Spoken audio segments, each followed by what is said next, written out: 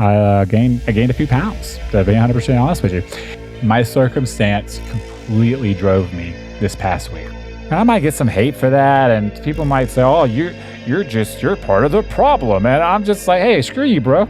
This is the Gastric Life Podcast, and I'm your host, James Pugh. Pew pew pew pew. What is going on, guys? I hope you are doing well today. A little housekeeping before we get started. I'm not a doctor, not a physician of any sort. So I'm not a nutritionist or a workout person, trainer, anything like that. So anything you hear, make sure you always go and get it checked by a actual doctor. Anything I talk about in this podcast, of course, is something I do for myself, that everybody's different, and you always need to check with a person with a license before you take it to the bank. Happy late 4th, I guess. Hopefully everybody had a great Independence Day. Hopefully everybody was able to stick to your health goals. Was you able to stick to your health goals during the holidays? Let me go ahead and tell you, I wasn't. Yep, I wasn't. And I'm going to tell you why I wasn't able to stick to my health goals. And yeah, this is something I think that we should talk about, because it's a serious thing for people that is bariatric patients that have had surgery and stuff. And I've talked about it a little while back, was your circumstances letting you either succeed or fail. So I hit the Wonderland, by the way. Yeah. I hit under 200 pounds. Let me explain something to you guys. I haven't been that light, and I literally don't know how long. I got down to like 198, 199.2 or something like that. But I was in the Wonderland. I didn't care about it, where I was. I just wanted to get to Wonderland. I didn't want to stay there either, to be honest with you. And I didn't, because the 4th of July weekend, after the 4th and everything, I stepped on a scale and I was 203. I gained weight. Now, let me be clear about this. I plan on gaining weight. I do plan on gaining weight. I do plan on getting some muscle mass going. And I plan on probably being around 220, 225, 230 tops, hopefully.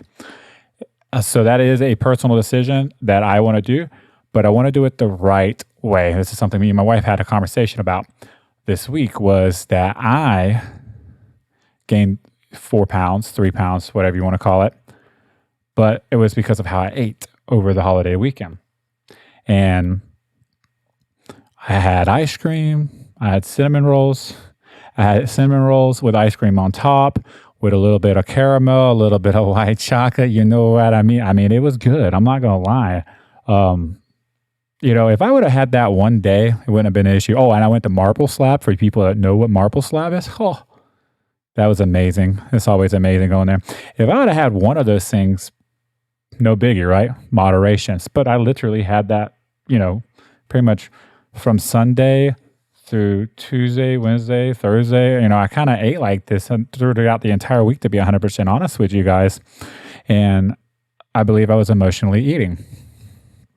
And let me explain why.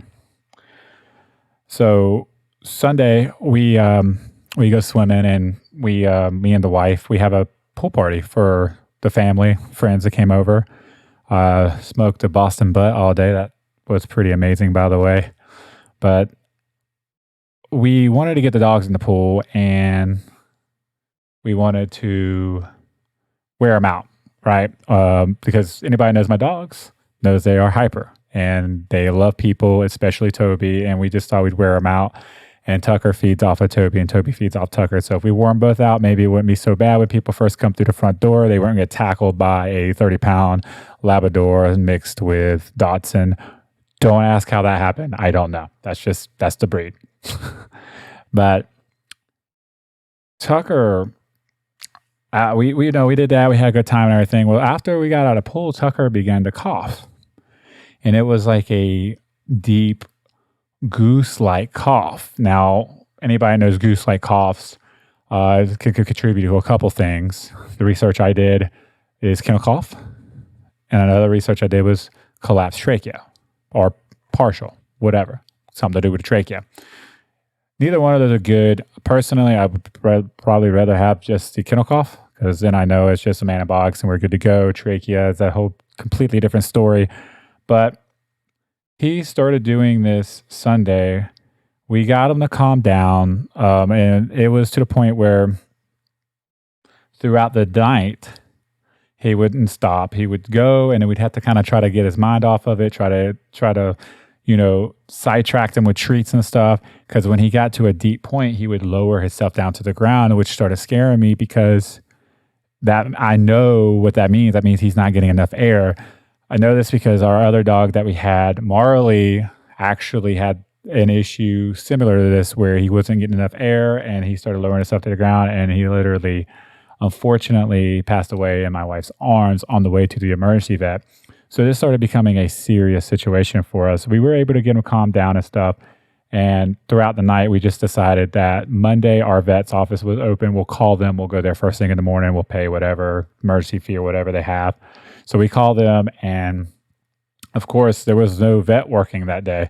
The office was open, but no veterinarian was working. So we were just kind of like, what? Like, I was just kind of like, why are we even open if we don't have a vet working? But I guess it's for picking up meds and stuff like that, I suppose. Housekeeping stuff like I did at the beginning of the podcast. But hold on, my chair likes to lower on itself.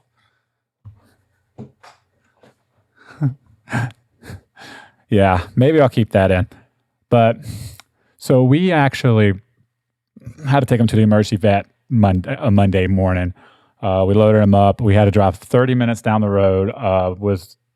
There was one closer, but I'm not going to mention what it was, but it had horrible reviews, and I'm just not going to take my dog. You guys that have seen the most of the podcast and stuff now, I've explained this.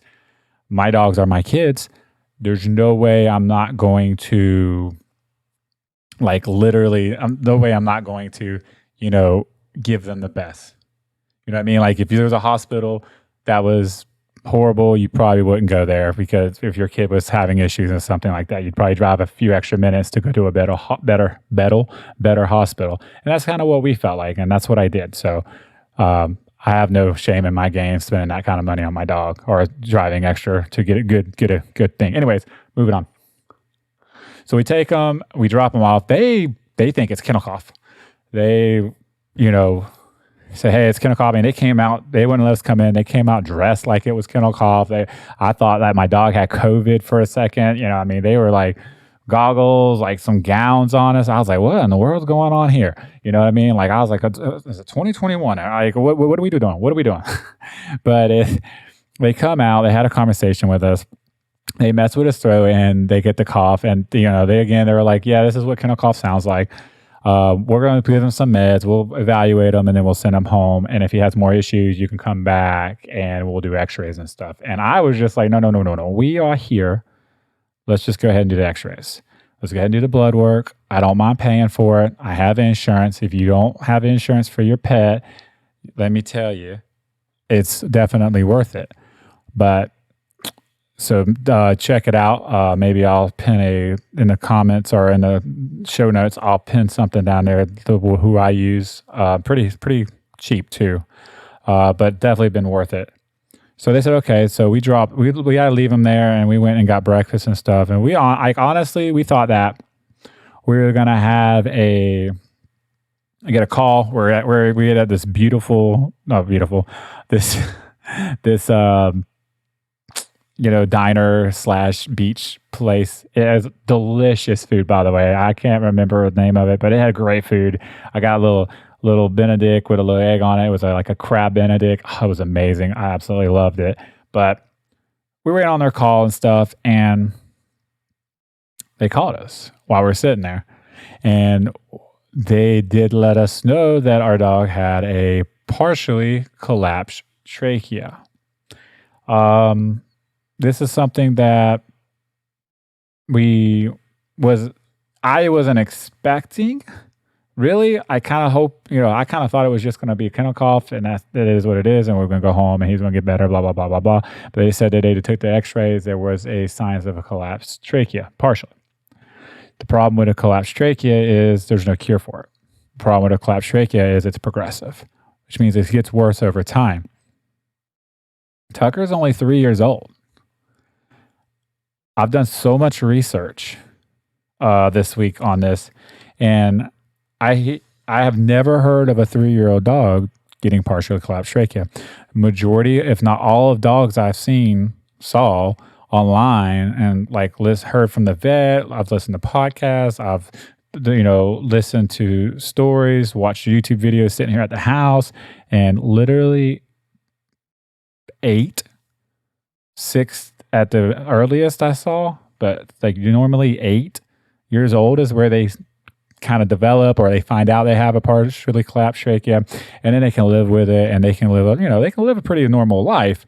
I found all this out, but it's scary. It was scary for my wife. She kind of just was pretty upset about it. I was upset about it too. Honestly, the first few days I didn't even do any research on it because I was kind of worried.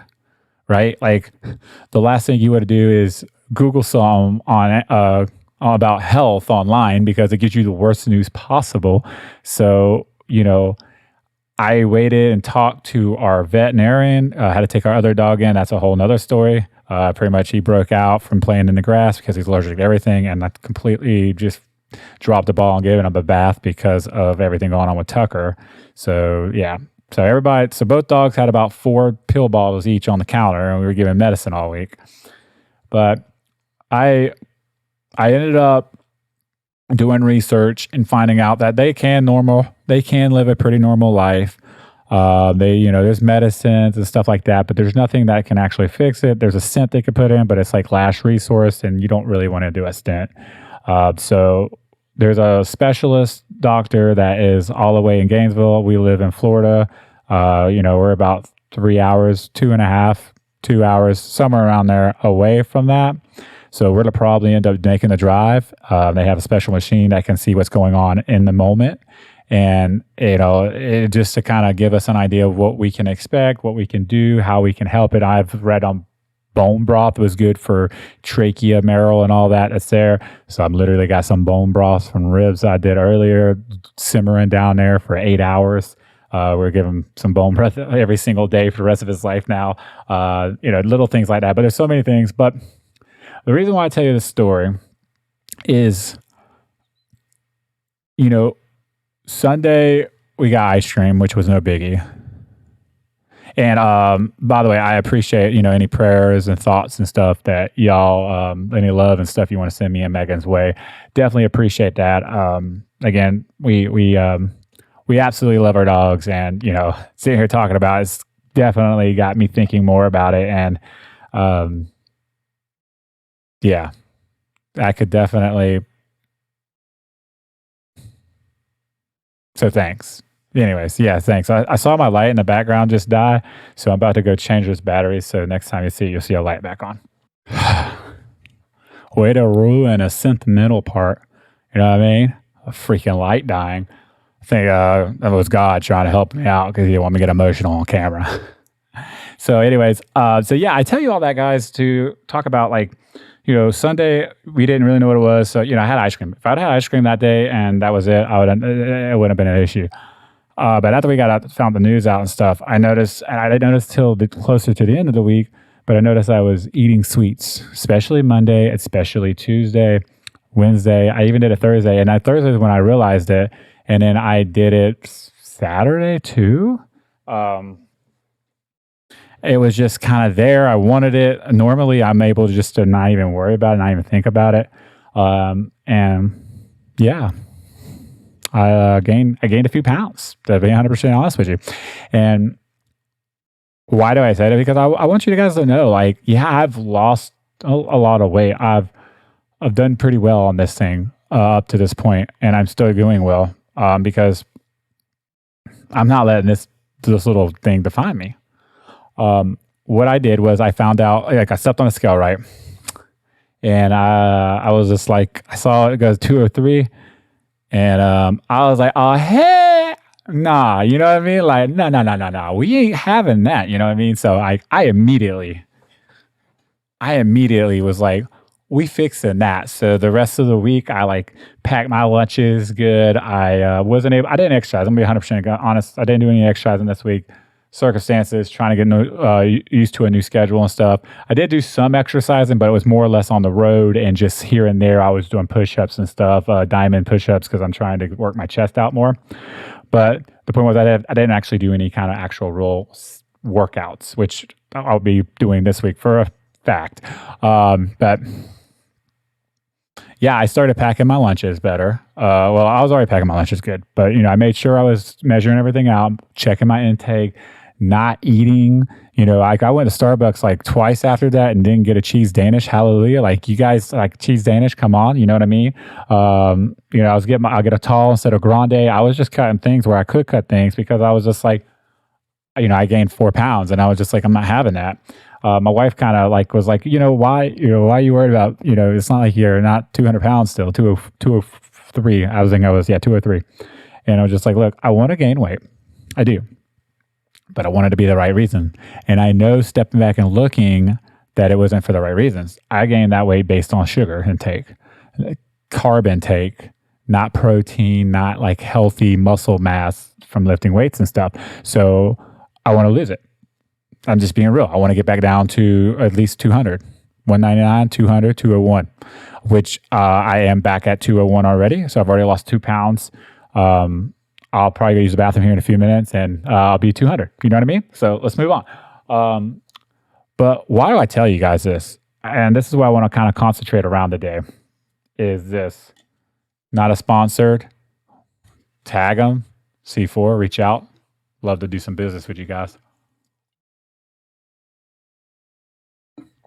The thing about it is my circumstance completely drove me this past week. My emotions completely drove me this past week.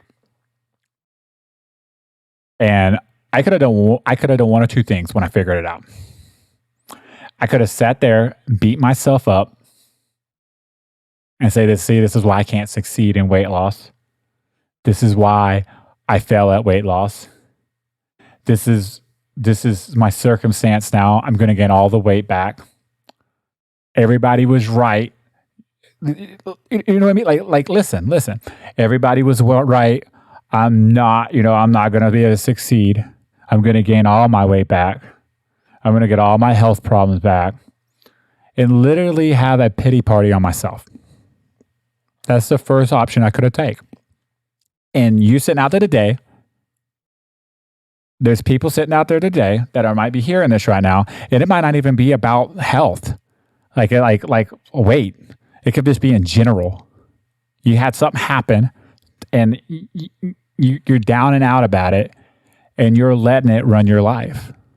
I'm here to tell you right here, right now, not to let it do that. The second option is the option I took. The second option is the option I want you to take. The second option is to step back and say, holy moly, I gained 3 or 4 pounds. Why? First up, you got to ask why. Why did I gain this weight? What is the reason for it? Then you go, okay, wasn't healthy. Check. Wasn't healthy at all. Cinnabon and vanilla ice cream with swirls and stuff on it. It's not healthy at all. Check. Why? Emotional. Check. Is it a problem? In the moment it was. Check. How can I fix it? Just stop it. Don't allow my emotions run me. For some people that's easier said than done, right? I'm not expecting you in the moment of your emotions to just flip a switch, right? Because I wasn't. In my emotions, I wanted to eat. I did. But I'm not allowing it. Listen, I'm not allowing it to dictate the rest of my life. Like, sometimes we just need a little bit of comfort food. And I might get some hate for that, and people might say, "Oh, you're part of the problem." And I'm just like, "Hey, screw you, bro." You know what I mean? Like, sometimes I'm having a bad day. I need a little bit of comfort food. But I'm not going to allow it to dictate my life. I'm not going to allow it to let me fall back into where I was. I'm going to, figure it out and get back on track. Now, don't let this be like like, oh, well, James says it's cool. So every single day I have a bad day at work, I'm going to just have a honey bun. And every single day you have a bad day at work. You know what I mean? Like, I'm not talking about like emotional like that. I'm talking about like downright something's going on. Somebody's about to die. Somebody just broke up with you. You know what I mean? Like, something drastic happens in your life. And it's just like, hey, I need a little bit of emotional food for a little while. Okay. Take your time. We all have to grieve. We all have to we got to get through things in certain ways, but don't stay down there. Don't allow it to, hold you down in the rest of your life. Figure it out, get back up, and keep going. And that's my biggest message for you guys today is not to allow, and myself, let's be real for a second, and myself, not to allow my circumstances in life to dictate my entire life. It might dictate my life for a very short period of time like it did. But now I'm here to tell you that we're back on the grind. I told you guys from the very get-go, I was going to be 100% honest with you guys when I succeed, and I'm going to be 100% honest with you guys when I fail. And, I had an issue this week, and it was an emotional issue. And again, you're going through something out there that isn't anything to do with eating or, weight-wise. Maybe you have emotional things going through your head, and you have ways that you want to handle them. You have ways that, maybe you watching my podcast and you're just kind of here to see what I say and stuff. Maybe you don't even have a weight issue.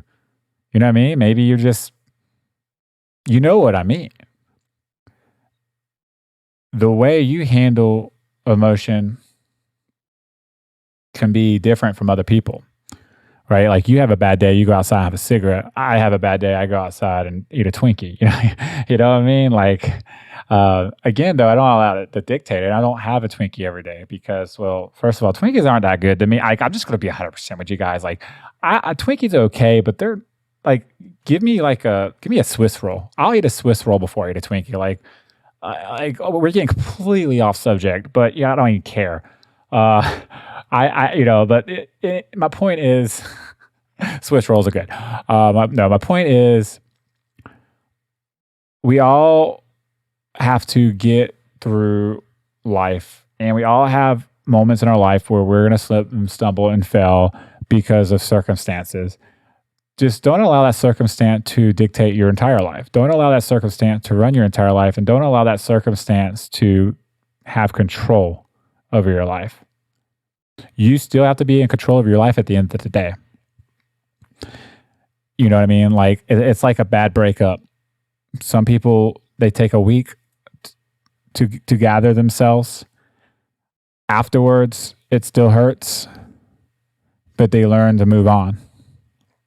It's like losing a limb, right? If I lose my left arm tomorrow, my life is drastically going to change. I'm probably going to eat some Twinkies that week. I'm going to have a time period where I'm not going to know what to do. I'm going to have a certain amount of time where things are going to be hard for me to do. It might not get easier to live without that arm, but what happens is I learn to live without that arm. You see what I'm saying? I learned to do things, I learned to keep moving, and I learned to adapt without that arm. So whatever your circumstance is, whatever you're going through, it might take some time, and that's okay. But learn to adapt, learn to move forward, learn to get up and keep fighting, and eventually take your life back.